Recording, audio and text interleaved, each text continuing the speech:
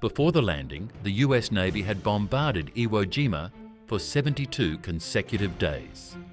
72 days of bombs, rockets, and naval shells. Intelligence officers assured commanders that nothing could have survived such punishment. At 9 a.m. on February 19th, the first waves of Marines touched the beach, and for the first few minutes, nothing. Just silence. Just the grey volcanic ash sinking beneath their boots. But something was wrong. The ash was soft and loose. Men sank up to their ankles with every step. Vehicles stalled immediately, unable to gain any traction. The beaches were steeper than the maps showed, and violent surf battered the landing craft against each other. In minutes, thousands of men and tons of equipment had piled up on a beach from which it was nearly impossible to advance.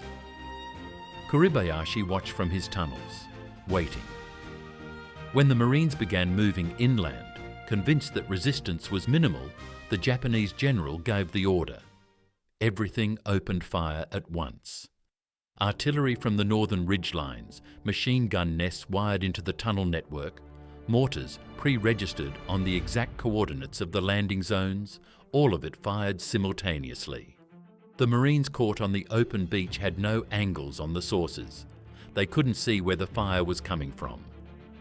Shells poured out of invisible tunnels, from buried bunkers, from positions that had survived 72 days of naval bombardment completely intact. Within hours, the beach at Iwo Jima had become one of the most dangerous places on Earth.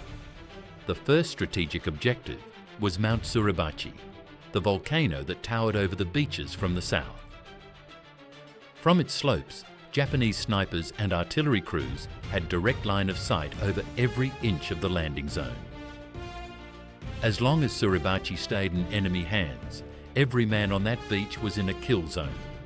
The companies assigned to take it faced a mountain converted into a fortress. Every crack in the rock concealed a sniper. Every boulder covered a tunnel entrance.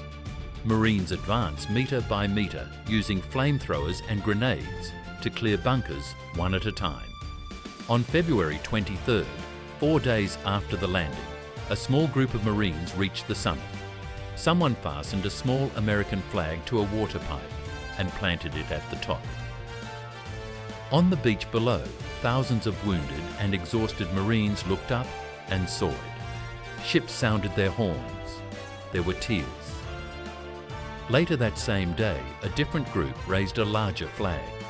Associated Press photographer Joe Rosenthal captured the moment, 6 men leaning into the effort, driving the pole into the volcanic rock against a pale sky. The image travelled by wire to the United States and became the most recognizable photograph of the Second World War. 3 of those 6 men died before the battle was over, and the battle was very far from over.